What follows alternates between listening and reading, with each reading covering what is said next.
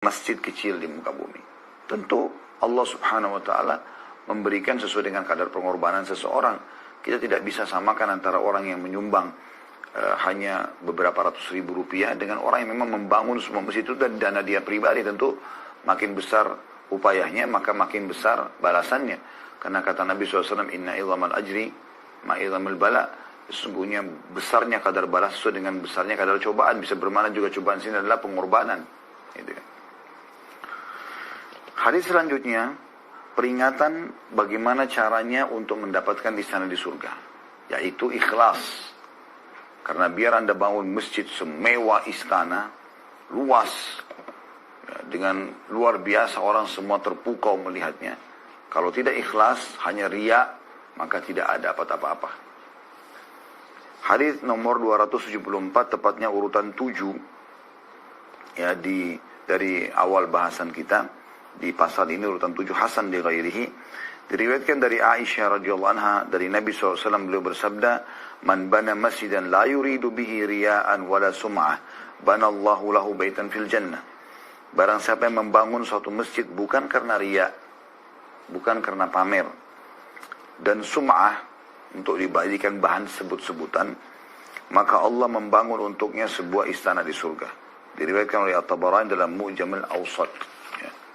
Kita lihat hadis ini ada penekanan penting, yaitu masalah siapa yang membangun rumah untuk Allah bukan karena riya, bukan karena ingin dipuji oleh orang, bukan karena sum'ah, bahan kebanggaannya dia, gitu kan. Maka dia baru dapat istana di surga. Nah, hadis ini melengkapkan bahasan-bahasan hadis sebelumnya. Jadi tidak cukup hanya sekedar punya duit, punya keinginan, lalu sosialisasikan. Tidak, harus dikemas semua itu dengan keikhlasan karena Allah subhanahu wa ta'ala. Ini penting. Ya. Dan kata Nabi SAW dalam hadis yang lain, inna Allah la yakbalu amalan illa makana khalisan liwajhi. Allah tidak akan pernah menerima amalan kecuali yang ikhlas karenanya. Baik. Tentu bahasan ikhlas ini panjang sekali ya. Tetapi yang perlu kita garis bawahi, semua amal yang tidak ikhlas, sedikit saja riya, maka sudah cukup untuk menghancurkannya. Karena kata Nabi SAW, al-yasiru minar riya syirk. Sedikit saja riya, sudah syirik. Hadis terakhir dalam pasal kita ini, pasal ke-6, masalah anjuran untuk membangun masjid, adalah hadis nomor 275 dari awal bahasan kitab kita, urutan ke-8 ya, di pasal ini dengan sanad hasan. Dari Abu Hurairah radhiyallahu anhu dia berkata, Rasulullah SAW bersabda, inna mimma yalhaqul mu'mina min amalihi wa hasanati ba'da mautihi ilman 'allamahu wa nasyarah aw waladan salihan tarakah wa mushafan warrathah aw masjidan banah aw baitan libni sabilin banah aw nahran ajrah aw sadaqatan akhrajaha min malih fi sihhatihi wa hayatihi yalhaquhu min ba'di mautih. Sesungguhnya di antara yang akan menyusul atau menyertai seorang mukmin dari amal dan kebaikan-kebaikannya setelah kematiannya, setelah mati masih berjalan terus pahalanya, adalah yang pertama, ya, bagi teman-teman yang pegang bukunya dikasih angka 1 di atasnya, ilmu yang diajarkan dan disebarkannya. Ini angka 1. Yang kedua, atau anak soleh yang ditinggalkannya. Yang ketiga, atau mushaf yang diwariskannya. Yang keempat, atau masjid yang dibangunnya. Yang kelima, atau rumah untuk ibnu sabil, orang terputus jalan, yang dibangunnya. Yang keenam, atau sungai yang dialirkan. Dan yang ketujuh, atau sedekah yang dikeluarkannya dari hartanya pada saat dia sehat lagi hidup. Semua itu menyusulnya sesudah kematiannya. Diriwayatkan Ibnu Majah, dan lafaz hadis ini adalah lafaznya Ibnu Khuzaimah dalam sahihnya, dan Al-Baihaqi, dan sanad Ibnu Majah Hasan. Wallahu a'lam. Hadis ini teman-teman sekalian menjelaskan kepada kita tentang masalah bagaimana seseorang muslim memikirkan apa yang bisa menambah amal dia setelah dia meninggal. Ya. Karena umumnya orang kalau sudah meninggal, dari dia sendiri, dia udah nggak bisa melakukan apa-apa. Dia udah meninggal. Dia udah nggak bisa lagi keluar dari kuburan, hadir ke masjid, sholat, dia sedekah, dia baca Quran, sudah nggak ada lagi. Sudah terputus semua. Apa yang sudah dikerjakan itu yang dia terima. Tetapi Allah yang Maha Suci dan Maha Pemurah masih memberikan kesempatan bagi orang-orang beriman agar ia bisa ya, mendapatkan tambahan pahala. Asal memang dia coba ya, untuk meninggalkan beberapa amalan yang bisa menjadi sumber amal dia nanti atau sumber tambahan pahala dia. Dan dalam riwayat ini dijelaskan masalah itu. Sangat bahagia teman-teman sekalian kita kalau sudah meninggal dan tidak bisa lagi beramal, tapi terus saja bertambah pahala itu. Dan ini ada dua sumber ya. Sumber pertama dari kita sendiri, kita semasa hidup kita siapkan itu. Sumber yang kedua adalah memang ada orang-orang di sekitar kita memang yang mencintai kita semasa hidup dan mereka soleh. Kemudian mereka sibuk mendoakan kita. Cuman yang kedua ini jarang gitu. Ada tapi jarang. Ya. Dan tidak bisa diharapkan 100%. Cuma yang pertama ini yang bisa diharapkan adalah Anda sendiri meninggalkan ya, sumber-sumber yang bisa mengalir terus pahala bagi Anda setelah Anda meninggal. Kita dengarkan bagaimana penyampaian Nabi SAW tentang sumber-sumber tersebut. Sesungguhnya di antaranya akan menyusul atau menyertai seorang mukmin dari amal dan kebaikan-kebaikannya setelah kematiannya adalah yang pertama ilmu yang diajarkan dan disebarkannya. Nah, ini puncaknya adalah ilmu agama. Oleh karena itu teman-teman sekalian, menuntut ilmu agama adalah kewajiban bukan pilihan. Bagaimana kita betul-betul fokus belajar agama ini. Ini bukan pilihan, ini kewajiban sekali lagi. Kalau pelajaran agama yang lain, pelajaran selain agama adalah hukumnya sunnah. Tapi Anda belajar agama wajib, bukan pilihan. Maka boleh saja Anda seorang dokter, Anda seorang arsitek, Anda seorang pengacara, Anda seorang notaris, Anda seorang jurusannya apapun selain daripada agama, tidak boleh luput dari Anda untuk menjadi seseorang yang alim juga di sisi agama. Karena dia faham. Jadi dokter yang faham agama, yang hafal Quran, memahami hadis-hadis Nabi SAW, arsitek juga begitu dan seterusnya. Nah nanti ilmu agama yang Anda ajarkan akan menjadi manfaat. Atau juga ilmu umum, matematika, fisika, biologi, bermanfaat bagi manusia. Ini juga sama masuk dalam, tapi ini datang nomor yang kedua setelah ilmu agama yang pertama. Itu yang pertama tentunya ilmu yang diajarkan dan disebarkan. Yang kedua adalah anak soleh yang ditinggalkannya. Dan ini ada penekanan tentang pentingnya untuk memiliki anak yang dididik secara agama. Kita tidak cukup punya anak, tapi anak itu bisa jadi amal jariah nggak buat kita. Dan Anda harus bekerja keras untuk ini. Usahakan anak kita programkan dia agar selalu mau baca Quran, selalu mau ikut tahfidz Quran. Buat dia cinta dengan Al-Quran, buat dia cinta dengan agama. Bermula, terutama ibu-ibu yang biasa banyak waktu sama anak-anak, jangan pernah tanamkan cita-cita buruk yang sifatnya apalagi bermaksud kepada Allah bagi anak-anak atau pada anak-anak. Anak saya cantik sekali, kamu cantik nak, mudah-mudahan kau jadi seorang artis yang terkenal. Atau ibu mau nanti kau akan menjadi seorang pemimpin yang berkuasa walaupun kau harus menindas orang misalnya dan seterusnya. Ini jangan ditanamkan masalah itu. Tanamkan hal-hal yang baik. Nah, insya Allah mudah-mudahan nanti kamu akan menjadi orang yang soleh. Atau kalau perempuan solehah, selalu sholat malam itu kebiasaan Nabi SAW dan seterusnya. Jadi tanamkan supaya mereka itu menjadi anak-anak yang baik soleh. Karena itu nanti akan menjadi amal buat kita. Semua apa yang dia kerjakan akan jadi amal buat kita. Sebaliknya kalau Anda mengajarkan hal yang buruk dan ternyata dia lakukan, dan Anda sumbernya, Anda yang menyuruh dari awal, maka Anda akan panen dosa di situ. Bagi yang belum dikarunia anak, tentu berdoa kepada Allah SWT agar dikarunia anak. Tidak ada kata putus asa. Nabi Zakaria AS dalam surah Maryam 10 ayat pertama dijelaskan masalah itu. Dia sempat sedih karena sampai umurnya kurang lebih 100 tahun, istrinya sudah 90 tahun dan istrinya mandul, tetap dia berharap diberikan anak, dan Allah karuniai dia anak, ya, Yahya. yang Allah nobatkan juga menjadi nabi, penerus daripada Nabi Zakaria alaihi wassalatu wassalam. Nah di sini orang yang belum dikaruniai anak, dia bermohon kepada Allah SWT, ada yang mustahil. Akanlah di situ janda-janda yang susah, orang-orang yang miskin. Selanjutnya, yang keenam adalah sungai yang dialirkan.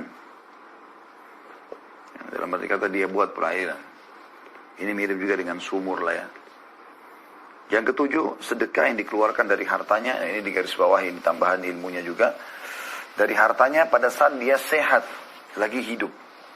Pada saat dia sehat, lagi hidup. Jadi ada syarat di sini, dia mengeluarkan hartanya justru pada saat dia sehat.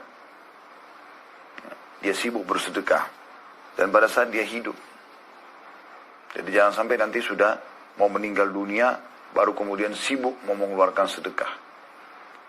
Ingat teman-teman, penyesalan akan datang terakhir nanti. Anda sudah malaikat maut, Anda sudah tahu ternyata tidak bisa lagi Anda berbuat apa-apa, maka pada saat itu Anda menyesal. Apa yang Allah sebutkan dalam akhir surah Al-Munafikun, A'udzu billahi minasyaitonir rajim, ya ayyuhalladzina amanu anfiqu mimma razaqnakum. Ya. Hai orang beriman, sedekahkan apa yang kami berikan kepadamu. Min qabli an ya'ti ahadakumul maut. Sebelum salah seorang dari kalian kedatangan kematian. Fayaqula rabbi. Lalu dia mulai berkata pada saat itu, laula akhartani ila ajalin qarib. Tidakkah engkau memberikan aku sedikit saja waktu? Untuk apa? Untuk kumpul sama istri sama anak lagi? Untuk kumpul sama suami? Ya. Fa'asaddaq. Maka aku akan bersedekah. Wa aku minas salihin. Dan aku akan termasuk orang-orang yang salih. Karena penyesalan akan datang, maka ada kesempatan, jangan disia-siakan. Walaupun mungkin kadang-kadang kita jengkel karena ada orang yang datang minta. Tapi nggak usah peduli dengan itu. Karena tugas kita adalah berhubungan atau hubungan kita sama Allah SWT. Baik orang itu datang minta baik-baik ataupun dia minta dengan kurang baik. Intinya kita disuruh bersedekah. Selanjutnya teman-teman sekalian, kita akan baca pasal setelahnya, yaitu pasal ke-7, anjuran membersihkan dan mensucikan masjid dan keterangan tentang memberinya wewangian. Hadis pertamanya 276, dan di sini ada hadis, ini urutan dari awal buku ya, 276, dan hadis pertama ada 1A, ada 1B ya. 1A-nya dengan sanad sahih dari Abu Hurairah radhiyallahu anhu, anna imra'ata sauda'a kanat taqummul masjid. ففقدها رسول الله صلى الله عليه وسلم فسأل عنها بعد أيام فقيل له إنها ماتت فقال فهلا آذنتموني فأتى قبرها فصلى عليها. Bahwa seorang wanita yang berkulit hitam, di situ ada footnote nomor 316, namanya Ummu Mihjan, seorang wanita berkulit hitam. Sebenarnya dalam riwayat Al-Baihaqi dari hadis Buraidah dengan sanad hasan, dan juga disebutkan oleh Al-Hafidh Ibnu Hajar dalam Al-Fath atau Fathul Bari, diriwayatkan juga oleh Abu Asy-Syaikh di hadis lain. Ia di kitab yang lain nomor 194. Ya. Ucapannya taqummul masjid, yaitu menyapunya. Kita kembali kepada terjemahan hadis, bahwa seorang wanita berkulit hitam biasa menyapu masjid. Nama tadi Ummu Mihjan radhiyallahu anha. Kemudian Rasulullah SAW merasa kehilangan dia. Karena sudah berapa hari Nabi nggak lihat kemana orang itu. Biasanya dia kelihatan sapu-sapu masjid gitu. Setelah beberapa hari beliau menanyakannya. Dikatakan kepada beliau dia telah meninggal dunia. Maka beliau SAW bersabda, mengapa kalian tidak memberitahuku? Lalu beliau pun mendatangi kuburnya dan mensolatkannya. Hadis riwayat Bukhari, Muslim, Ibnu Majah dengan sanad yang sahih. Dan lafaz ini adalah lafaznya. Maksudnya lafaz Ibnu Majah. Teman-teman sekalian, hadis ini memberikan gambaran kepada kita tentang pentingnya setiap muslim dan muslimah peduli dengan merawat masjid. Merawat masjid. Bagaimana inisiatif seorang wanita berkulit hitam ini, tanpa disuruh, dia pun melihat masjid Nabi SAW sering datangi orang sholat 5 waktu, maka dia membersihkan sendiri. Ikhlas karena Allah Subhanahu Wa Taala. Ya. Dan ini yang seharusnya kita lakukan. Kalau kita sekarang tidak bisa melakukannya secara langsung, minimal kita bisa menyumbang, ya, yang mungkin dananya dipakai untuk perawatan masjid. Kita bisa memberikan masukan-masukan kepada para parbot masjid, ya. agar mereka membersihkan kamar mandi, masjidnya dan seterusnya. Ya.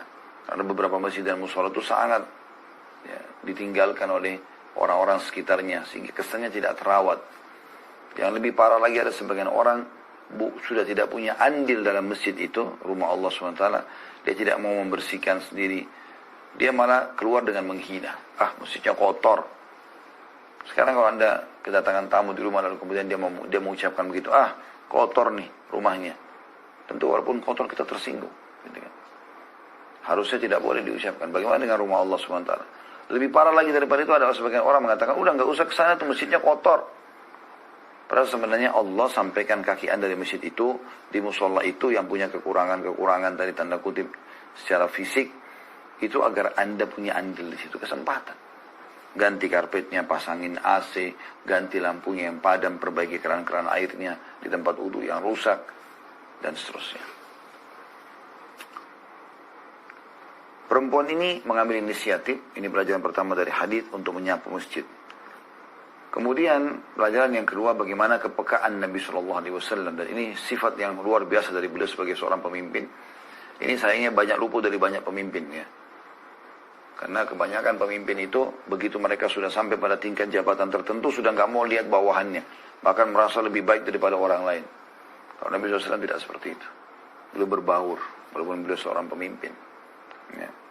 Bahkan seringkali beliau kalau lagi keluar perang misalnya, beliau tuh tanya, mana si fulan, mana si fulan. Padahal sebenarnya itu prajurit biasa gitu, bukan juga kalangan sahabat yang sangat dekat dengan Nabi SAW. Tapi beliau bagaimana mengambil hati umat ini agar merasa diperhatikan oleh beliau, sampai hampir semua sahabat itu saking lembutnya muamalah Nabi SAW dan menanyakan kabar mereka, memenuhi kebutuhan mereka. Quran, soleh, diletakkanlah di situ. Janda-janda yang susah, orang-orang yang miskin. Selanjutnya, yang keenam adalah sungai yang dialirkan. Dalam arti kata dia buat perairan. Ini mirip juga dengan sumur lah ya. Yang ketujuh, sedekah yang dikeluarkan dari hartanya. Ini di garis bawah ini tambahan ilmunya juga. Dari hartanya pada saat dia sehat, lagi hidup.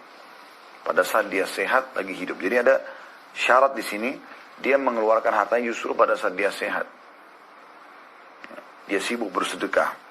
Dan pada saat dia hidup. Jadi jangan sampai nanti sudah mau meninggal dunia, baru kemudian sibuk mau mengeluarkan sedekah. Ingat teman-teman, penyesalan akan datang terakhir nanti. Anda sudah malaikat maut, Anda sudah tahu ternyata tidak bisa lagi Anda berbuat apa-apa. Maka pada saat itu Anda menyesal. Apa yang Allah sebutkan dalam akhir surah Al-Munafikun. A'udzu billahi minasyaitonir rajim. Ya ayyuhalladzina amanu anfiqu mimma razaqnakum. Ya. Hai orang beriman, sedekahkan apa yang kami berikan kepadamu. Min qabli an ya'ti ahadakumul maut. Sebelum salah seorang dari kalian kedatangan kematian. Fa yaqulu rabbi. Lalu dia mulai berkata pada saat itu, laula akhartani ila ajalin qarib. Tidakkah engkau memberikan aku sedikit saja waktu? Untuk apa? Untuk kumpul sama istri sama anak lagi? Untuk kumpul sama suami? Ya. Fa'asaddaq. Maka aku akan bersedekah. Wa aku minas salihin. Dan aku akan termasuk orang-orang yang salih. Itu kan penyesalan akan datang. Maka ada kesempatan, jangan disia-siakan. Walaupun mungkin kadang-kadang kita jengkel karena ada orang yang datang minta. Tapi nggak usah peduli dengan itu.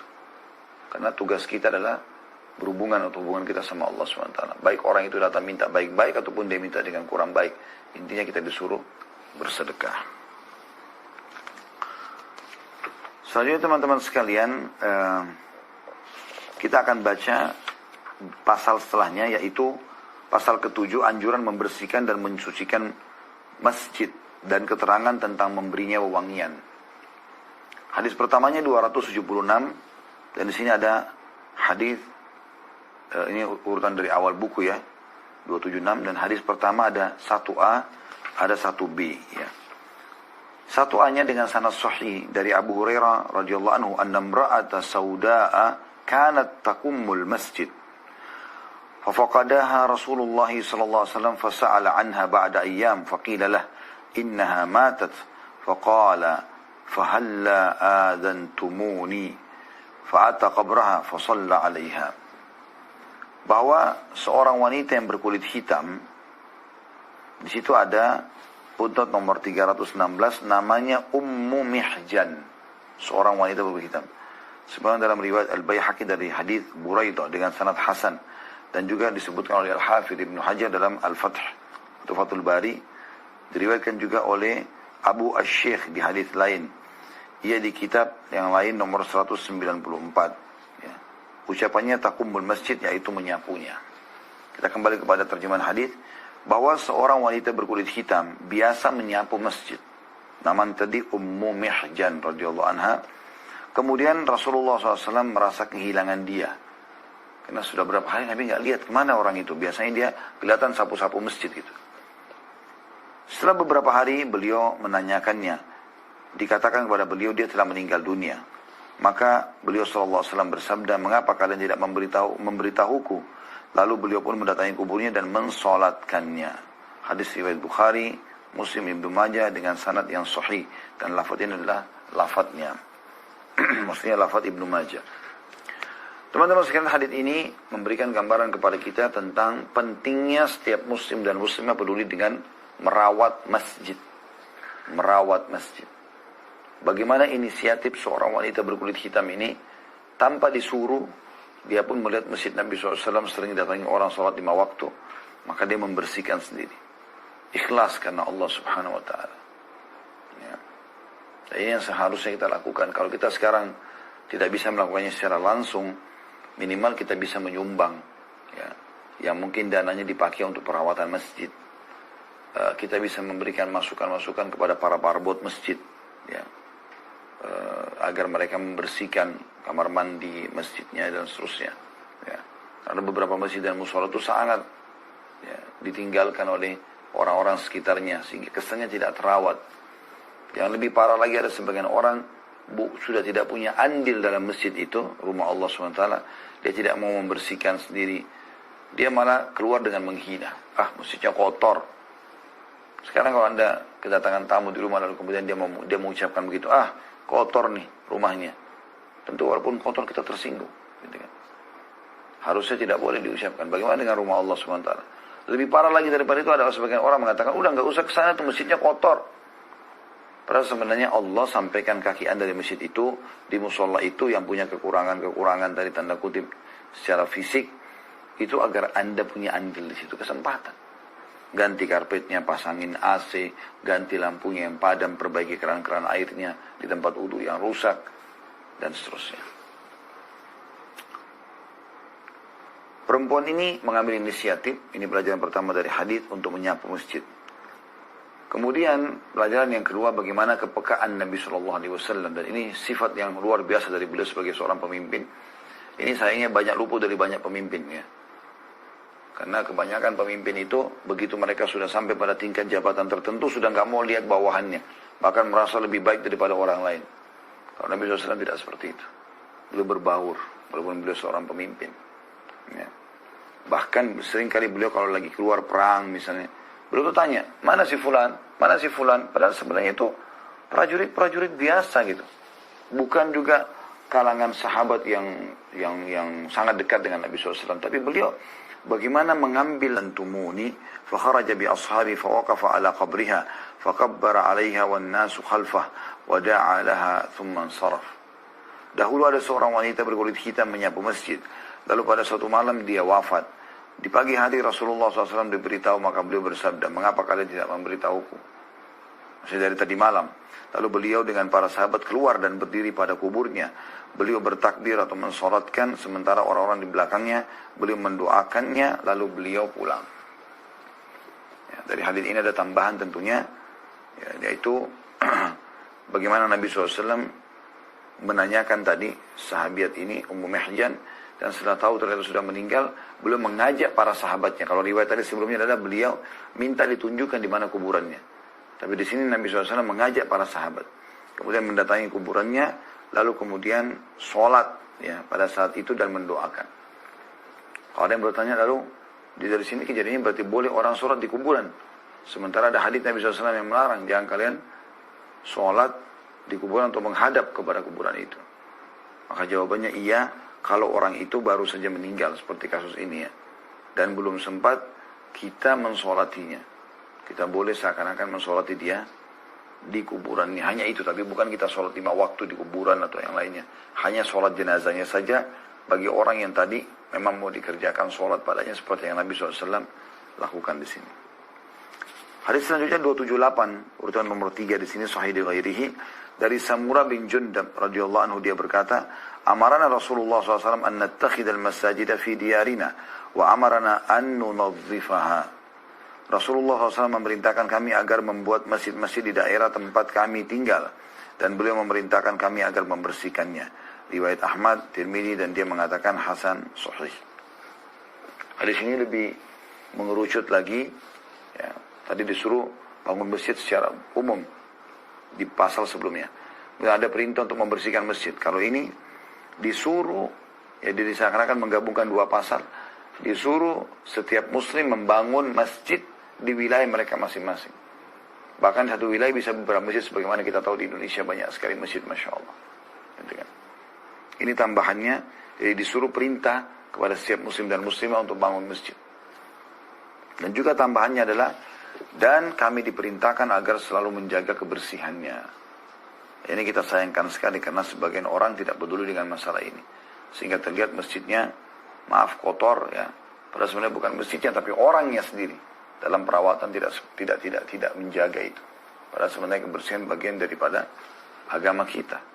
Karena Nabi SAW mengatakan, Inna Allah jamilun yuhibbul jamal. Allah itu indah, suka dengan keindahan. Hadis 279 dan urutan 4 sahih dari Aisyah radhiyallahu anha, dia berkata, amarana Rasulullah SAW bibina'il masajid fid duar wa an tunazzafa wa tutayyab.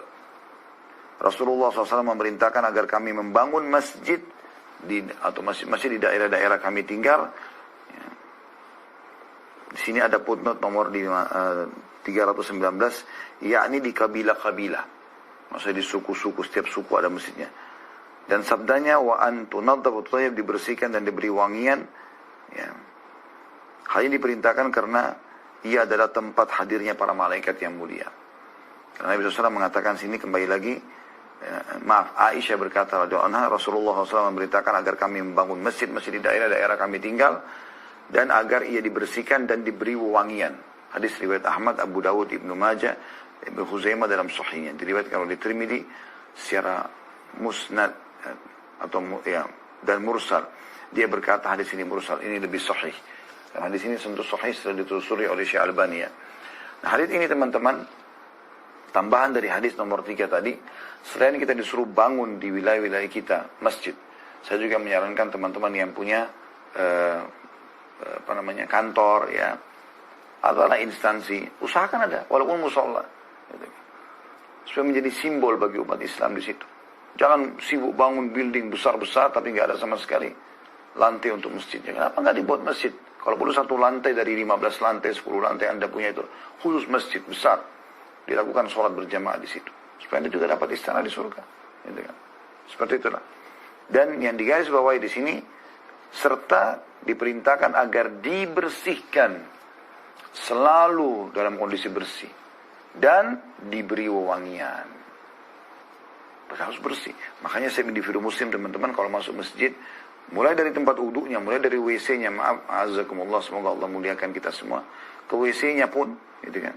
Biasanya orang Arab itu kalau menyebutkan WC membaca itu ya, azakumullah, semoga Allah muliakan Anda, karena di situ tempat buang hajat gitu. Makanya saya katakan tadi, itu mereka masuk, mereka tidak sama sekali memikirkan tentang kebersihan masjid ataupun fasilitas masjid itu. Padahal sebenarnya mereka pada saat masuk itu mereka harus tahu akan ada orang yang pakai lagi setelahnya. Kenapa nggak dibersihkan? Anda juga harus bedakan, maaf saya bukan mengajari, tapi ini terjadi. Bedakan antara WC jongkok sama WC untuk duduk. Gitu kan. Ini kadang-kadang ada yang tidak membedakan. Dan memaksakan di tempat duduk itu untuk jongkok. Sehingga tempat yang biasa akan dipakai duduk dan tersentuh oleh paha orang yang biasa jongkok, itu jadi hitam karena diinjak. Belum lagi pakai sendal atau pakai sepatu.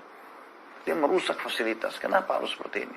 Anda harus memahami bagaimana menggunakan fasilitas-fasilitas tersebut, dan ini adalah rumah Allah Subhanahu wa taala. Harus Anda rawat melebihi bahkan rumah Anda sendiri.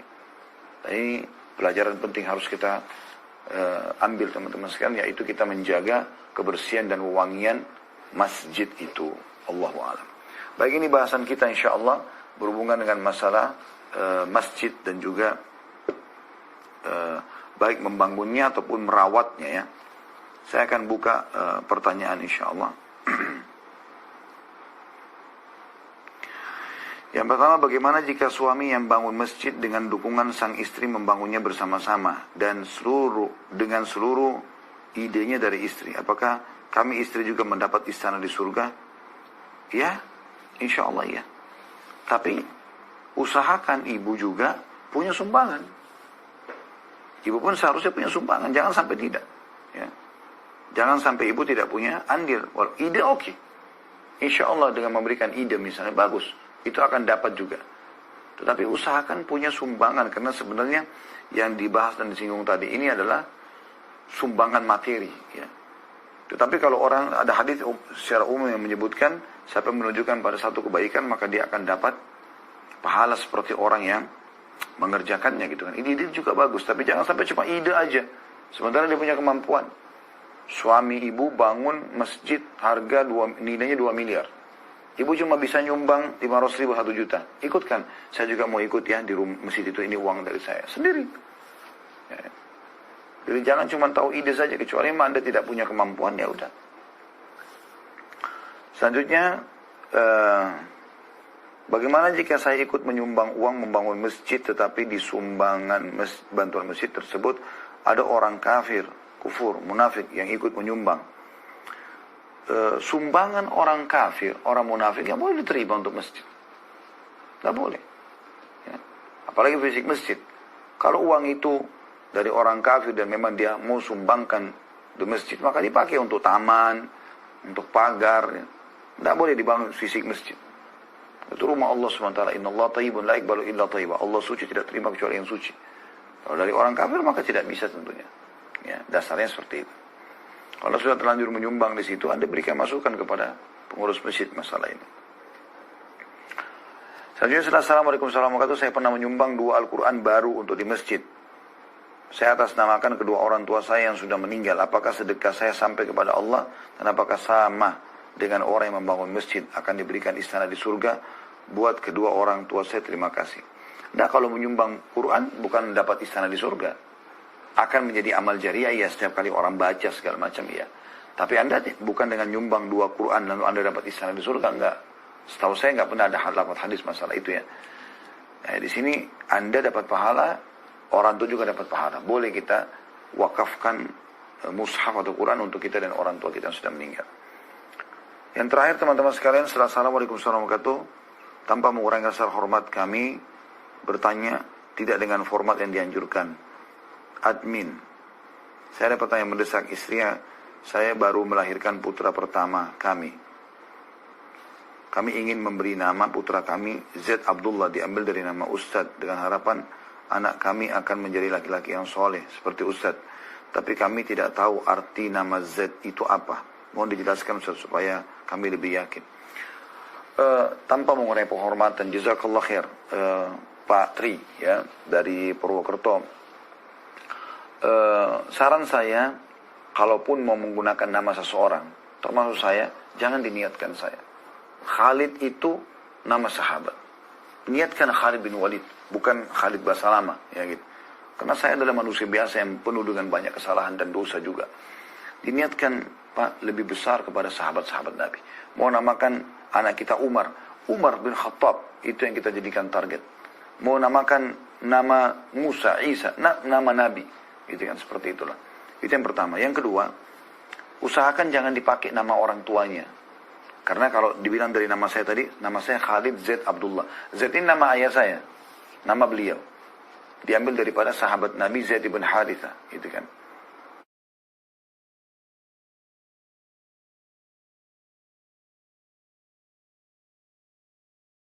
Saya Abdullah adalah nama kakek saya gitu.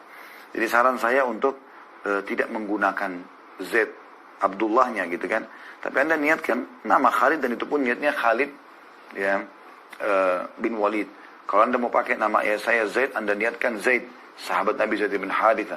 Abdullah Anda niatkan nama yang paling baik, kata Nabi SAW adalah yang paling Allah cintai Abdullah dan Abdurrahman. Anda niatkan itu insyaAllah. Allahu a'lam. Baik teman-teman sekalian, ini bahasan kita pada kesempatan ini insyaAllah. Sudah menjelang 14-20 menit kurang lebih. Kita tutup sampai sini dulu dan kita akan lanjutkan lagi insyaAllah dengan bahasan kitab yang lain. Subhanakallahumma bihamdika asyhadu an la ilaha illa anta astaghfiruka wa atubu ilaik. Assalamualaikum warahmatullahi wabarakatuh.